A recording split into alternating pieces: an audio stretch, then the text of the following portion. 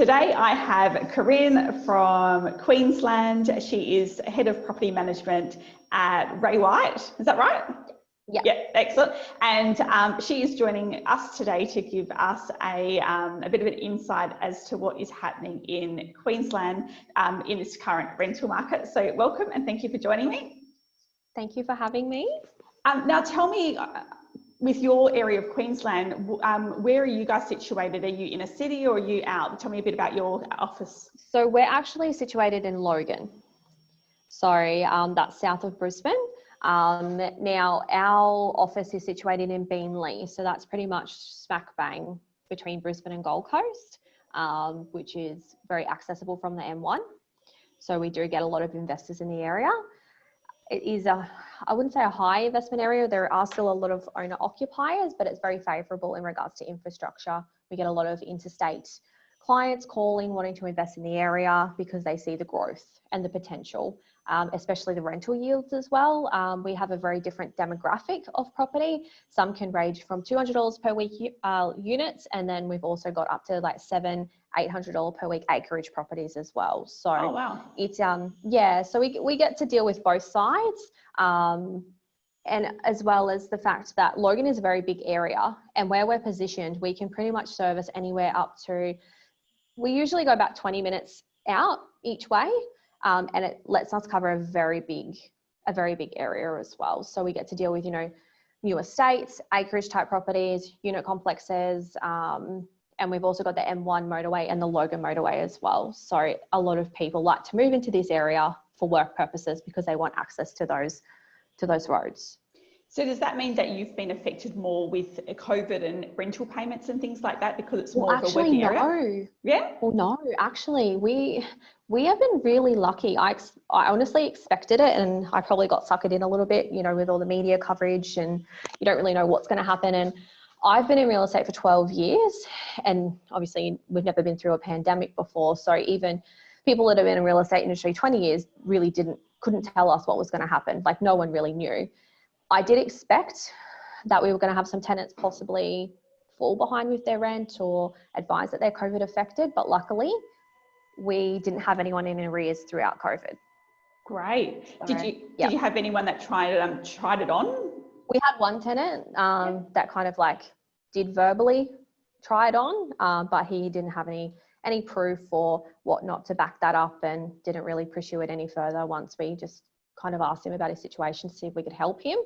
And then I think he realised, well, I'm not really COVID affected.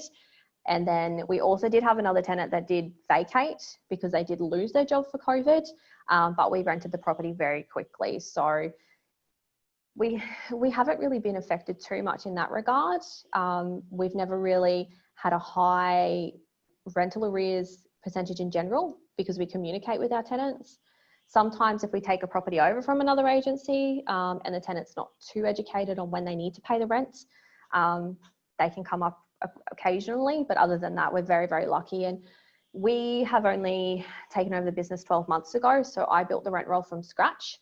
So every landlord that was within our business, I have personally signed up and have a personal relationship with. And then Donna, our senior property manager as well, she has a very good relationship with the tenants. So I really think that helped during that time. And it definitely helps, I think, when you have that good relationship with your tenants and your owners. And I know for us that with our tenants, they wouldn't want to make our life harder, and they would want to do the right thing by us personally. Exactly. And that sounds like the same as you. And because we've been good to them as well, they are good to us. They know that we are human. We communicate with them. We show compassion. We let them know that if they need anything, they can communicate with us. It's better to talk to us if something is to happen than to completely cut us off. So we do communicate that quite regularly. And I do think that we were very, very, very lucky. Our landlords, I think they were a bit nervous at the start, but I communicated with them throughout that period. When legislation changed, temporary COVID legislation came in. They've changed the dates a few times in regards to extending that. The moratorium as well. Everyone was a bit nervous. But what's your deadline with the moratorium at the moment? I think they've just moved it to the 31st of December. The COVID temporary legislation. Yeah. So look, we haven't had to I guess, evict anyone or anything like that. So that's very good as well. And all of our landlords, we just get them up to date. And I didn't get one phone call with anyone panicking because we were sending them updates weekly with what's going on, or this is how you understand when they're talking about this. This is what the legislation means. Refer to this section, and they were pretty good. Yeah, I think everyone panicked at the start, didn't they, and expected the worst. Yeah. And Yeah. so, but when we actually, I think it's very consistent. You've probably had the best result from a biggest point of view with tenants not approaching you for rent reductions and referrals, but in general, it's been about 5%. So it's very, very minimal. And and I think that everyone, owners and tenants, everyone has been able to negotiate something like that. 5% have been able to negotiate. Everyone's been pretty reasonable, and I think that for me, like I used to say to some of the tenants, listen, the owner's in a position, you're in a position, and it's just, for me, in some situations, it was working out who was in the worst position. Was it my travel agent landlord, or was it my beautician tenant? And then I would negotiate based on who I felt needed that little bit of help or that deferral the most. So it was just, everyone just had to negotiate, but it's good that your results have been good. It's some of the areas where they're lower end and the lower end class people who maybe are on like Centrelink benefits or all of that, they actually haven't been affected. So for us in Perth, some of our low end properties or low end agencies, they haven't been affected at all because those guys have all got extra payments. So but then more affluent areas have been affected more. Exactly. And look, the area that we work in, we do, deal with that side of things as well. We will get a lot of people that are on Centrelink payments and people applying for properties as well. Like, Centrelink is a guaranteed income for a landlord, really. And during COVID, when people were applying on Centrelink benefits, like they were getting those extra payments as well. So, they did have the money to be moving into properties. And I honestly feel like that aspect of things really kind of helped the vacancy rates. Like our vacancy rates at the moment are very low. We are still getting like people applying that either work at the airport, so they are on the JobKeeper payments. They don't really know what they will be doing, but we are still getting them apply for properties, and they are still moving in and out of houses as well. So I did think it was going to make people stay put personally where they were, because no one really knew what was going to go on. But we've seen the complete opposite. We're having tenants offer more rent per week just because they're missing out on properties. So I feel like tenants are feeling a little bit, I guess, scared, or sometimes like another number, because they're going to open homes and there are 10, 15, 20 groups attending these inspections, and unfortunately only one person can get approved for that property, which, it is sad in an aspect, because you've got really good families looking for a house and you wish that you could give something to everyone. But when we've sometimes have 0 properties available and people ring us needing somewhere to live, and I have to tell them, well, actually don't have anything at the moment. I do really feel for them. And I think it just comes down to making them feel like they're not another number. So when they call the office, like instead of going, oh, sorry, we don't have anything available, like ask them what they're looking for, put them on the database. Obviously I deal with new business, so I know what's coming up. I can let landlords know that we have tenants waiting. But a lot of tenants have spoken to me and said they just feel like another number. Either real estates aren't ringing them back when they are inquiring on properties because they've got too many inquiries, or they just don't feel like anyone's trying to help them. Yeah, very common, isn't it? Like the number of times that you call someone back when they've inquired about a property and they say, thank you for calling me, no one else has. It's Exactly. And it's like, crazy. Well, that's what you're supposed to do in your job. Yeah, it's what you're getting paid for. Yeah. Exactly. Yeah. So your vacancy rate's quite low as well, which is good. Do you know what the percentage is, or it's just on the low side? It changes all the time. We look after so many areas, like so many suburbs as well. 2 months, probably the last 2 months in a row, at the end of the month, we had 0 vacancy for the office. Yeah. And I think at the moment I've got about 3 properties available for rent. And what portfolio size do you have? At the moment, we've only got about 115 properties. Okay, yeah, it's a good number still. Yeah. So we opened probably about 12 months ago this week or last week, so September last year. So Great. And the applications that are coming through, is there any like any standout with the type of person, people moving to Queensland, families moving? Any We are trends? actually, yeah, we are actually getting people ringing up wanting like virtual inspections. So we will video call them through the property. We've had probably 3 inquiries this week from families wanting to relocate from Melbourne. So, you know, which did surprise me a little bit, obviously, you know, with the hotel quarantine and whatnot, that the things you have to do to get over the border.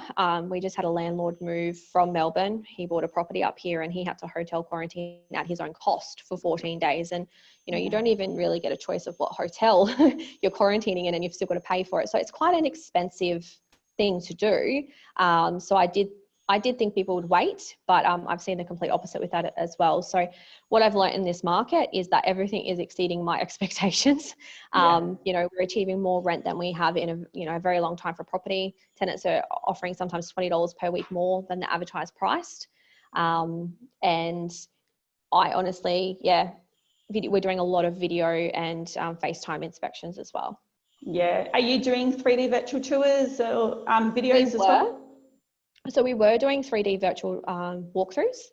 Now, at the moment, the properties aren't on long enough for us to have to, So what we're doing in replace of that is more the video inspection. So we will do a record walkthrough and just showing, you know, like the type of bench tops, window coverings, windows. So it's not just oh, hi, this is 4 bedrooms, 2 bathrooms. Like, you really have to walk through the house like you would be looking at it, like show the tenant the kitchen, the oven, what type of stove top it is, not rush it, because, you know, they're not there. They can't, you know, go, oh, can I sometimes have a look at that wall? Or if they're not available, we have to text them the video or whatever it may be.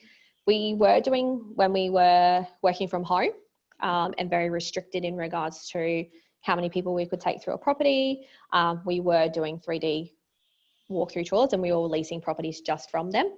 But luckily, Queensland, we weren't restricted for very long. Yeah, that's the same as us. We did the virtual tours when we were restricted in lockdown, or not quite lockdown, but when we were working from home, and then left it after that. What about your routine inspections? How did you manage them? Did you stop them or did you virtually do them? So there was a lot of people virtually doing them, and myself and Donna, our senior property manager, we did speak about it, but we made the executive decision to just put them on hold, because at that point in time, we had a lot of properties that we had taken over from other agents that were tenanted, and that was the first routine inspection. So I'm very much an advocate for physically seeing a property. I feel like, you know, if you're not physically seeing a property, you can't manage it to the best of your ability. So we made the decision to put it on hold for, I think we did it for about 3 or 4 weeks. And luckily for us, we were at a size where catching up those inspections wasn't that much of a major task. We did a few more hours every week, but it's more getting face to face with those tenants and building that relationship, especially when they've just come over from another agent and had a very bad experience with the customer service side of things. So we do still sometimes have like elderly tenants that don't feel too comfortable, especially when we do have a few, you know, like cases overnight if it comes onto the media. And that way we just negotiate with them whether or not they want us to wear a mask, gloves, or they don't want us to come through at all.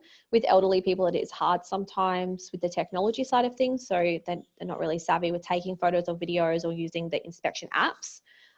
So we just negotiate with every case of how we can make it suitable for the tenant, but also like fulfill the landlord's obligations to make sure that we're still managing the property. Yeah, no, that's it. It's good. I mean, you still got to be mindful, don't you, of tenants and it's their home and, you know, what they feel comfortable with. Yeah, we don't want to make anyone feel uncomfortable. And, you know, and I know that, you know, some people, they are vulnerable with their health as well. So we are very mindful of that. And we will always ask, you know, if they feel comfortable with something before we do it. Yeah, absolutely. And new business, what's happening with new business at the moment? Is there lots of it, none of it? Yeah, it's actually been very steady. We didn't really slow down through COVID, which is really good. I did see at one point we were getting more takeovers, so tenanted properties from other agents, whereas now at the moment we're getting more vacant properties. So I'm finding that a lot of people are moving out of their family home to either build because of the government grants, or recently I've had like an elderly couple move out of their property to travel around Queensland, and hopefully once the borders open, they'll continue around Australia. So I think people are reevaluating their lifestyles, or because at the moment, obviously interest rates and everything's quite cheap, people are looking at purchasing that second investment property as well. So I've seen all different types of investors come into the market, and people are always asking what the market's doing, like going through daycare. Straight after COVID, I had 3 of my daughter's daycare teachers ask for rental valuations on their house because now they're looking at rebuilding again. So I think it's just everyone's weighing up their options, but it's been very good on that side of things. And because properties aren't sitting vacant for long either, now is definitely the time to rent your property out. And I think people are now starting to realise that. Yeah, we've got a lot coming off the Airbnb market. So for us, people are questioning the short-term market, but that's just the area that I'm in. And there is we don't have too many Airbnbs. Like we get a few units for people that maybe travel for work and they want to be close to the motorway, but we don't really have that much of an Airbnb market in the area in which I work. And last question, if you were to envisage, actually there's 2 questions. If you were to envisage what was going to happen sort of in the next 6 months, do you see things just staying as they are and staying good? Do you see any peaks in the market or any drops? It's a really hard one. You really wish you would have a crystal ball. I had a landlord ask me this the other day, and now is the time that we know things are going really, really well. The start of the year is usually really good for us because people are wanting to relocate to be in school catchment areas for when their kids relocate back to school.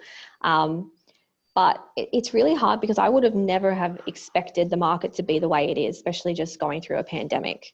The media was representing it to be, not very good. And now it's the complete opposite. So I'm really hoping that it lasts for another 6 months. But it's definitely a landlord's market at the moment. There's just so many tenants looking for properties. And if that can extend into next year, I definitely think that it will bring some more investors into the area, and people who would have not thought of investing, they may, now think, okay, now's the time. Like I can borrow this much, the interest rates are this much. So hopefully it will, but it's really good to see low vacancy rates as well, because owners are now getting higher rents for properties in which, in new estates, usually there's a big influx at one time, depending on, land releases and how quickly they release land and build the properties. But at the moment, instead of having 100 properties available for rent, there's 40 or there's 30. So it's definitely bringing the price up and the value of areas as well, which is really good to see. So hopefully it will retain through to next year. Fingers crossed. Beautiful. Well, I plan to do another check-in in 6 months so we can recap on the video and see. Yeah, definitely. And okay, last question. Any changes or anything significant that you guys have had to do within the business during COVID that you think that you might continue, that you've sort of gone, you know what, really like this new way of doing things, I'm going to continue it? Is there anything like that?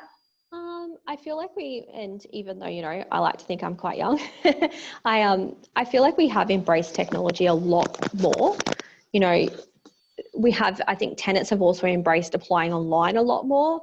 You used to go to an open home and say, look, can you apply via one form, or can you apply via an online platform? And they would kind of push back and go, no, I want to do paper. I want to do this. I want to do that. But during COVID, they couldn't do that. So now everyone's accustomed to it. So we get a lot less people coming in with piles of paperwork trying to apply for a property. So what we've decided is to make it like a policy that we do it all online, because it's more efficient to process the applications in a timely manner. So tenants don't really fight back with that side of things anymore. So I do feel that tenants are embracing technology a lot more. They're more open to videoing inspections. Landlords are also really open to doing video appraisals as well, which I think is really good. Especially, if someone's time poor or they can't quite, get to the property to meet you at a certain time or whatever it may be. I've had a lot of landlords ask to just do a quick video call, or even like interstate landlords to get in front of the camera and talk to them instead of just picking up the phone all the time. Yeah. did you build that relationship a lot better. So I think it's just the technology side of things. I feel like marketing as well has improved in the area. A lot of other agents have really stepped up with the quality of photos, and everything's just presenting a lot more because that's what they had to do when we couldn't show property. So the marketing definitely looks a lot more professional. Yeah, no, and it's just about everyone, bringing up the standards. So it's good all round. Excellent. It was lovely chatting. If anyone needs to get a hold of you to chat to you about the Queensland market, how is the best way? Possibly by email or give me a call. I guess we can put the details on the video, and just always happy to have a chat. It's always good to see what's going on in different states, and we all do the same job. We still face the same challenges and stresses, I guess, in property management. Yeah, and do you know what? Like it's been so great to sort of have these chats, because there is a general consistency throughout everyone, and everyone. I mean, I started off thinking, yes, all our legislations are so different, but in a way, we're still all sort of practicing the same things. So my next video is, or next interview is with Kylie down in, I can't even say it, LJ Hooker and Queen Bean, I think it is. Do you know Kylie? Yep. Kylie Maxwell, yeah. So, and she's on a border. So she's on the ACT border and the New South Wales border. So I don't know, it's going to be interesting to see how they have to manage things, because that would be really difficult. So I think it's also really interesting to see how the market is going in every state. Like I really do feel for what the property managers are having to juggle at the moment, especially, in Victoria. That definitely would not be easy. And, trying to coach landlords through that process of having property sitting there vacant and nothing really being able to be done about that at certain times. And then obviously how New South Wales is going as well. I know they kind of have a few changes in regards to cases and restrictions and whatnot as well. But I do feel in Queensland, we were very lucky that we only had to work from home for a very short period of time. And the restriction we had were for a very short period of time. And we were back to doing, like good number open homes and having like 20 groups through an open home at any time. So, which is better than what it was before COVID, to be honest with you. Absolutely. Wonderful. Well, it was excellent chatting. Thank you so much. And I look forward to chatting to you soon. We'll do another one in 6 months and see whether everything's Sounds still good. happy days. Thank you so much. Thank you. Thank you.